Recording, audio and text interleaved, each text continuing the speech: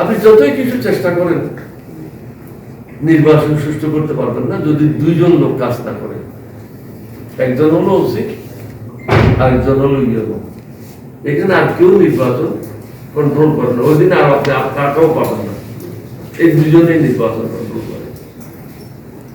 আমি বহুদিন থেকে চেষ্টা করে আসছি একটা জিনিস বোঝানোর জন্য যে পুলিশ 10,000 টাকা দিলে এক পাশে গিয়ে বসে থাকে, 20,000 টাকা দিলে একদম অনেক দূরে যেয়ে চলে যায়।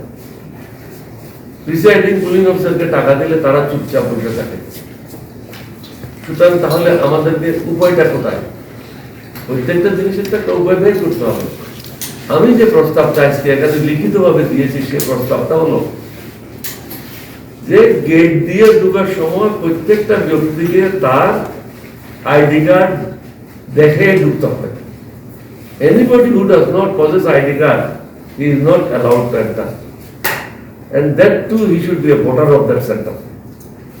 আমি শহরে আইডি কার্ড ছিল, ঢাকাতে আইডি ঢুকে গেলাম, চট্টগ্রামে চলে গেলাম, এটা তো he should have ID card of that particular center.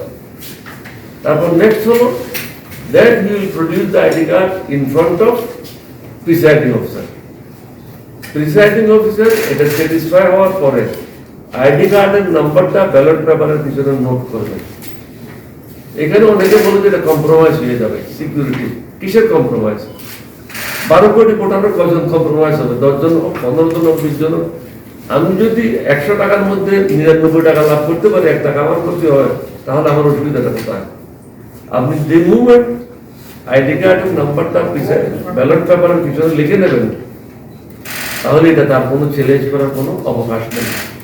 যে সমস্ত ব্যালট পেপারের পিছনে নাম্বারটা থাকবে না, এটা আনভ্যালিড করতে হবে। তাহলে একটা জিনিসেই এখানে পুলিশও দরকার পড়বে না, আনসারও দরকার পড়বে।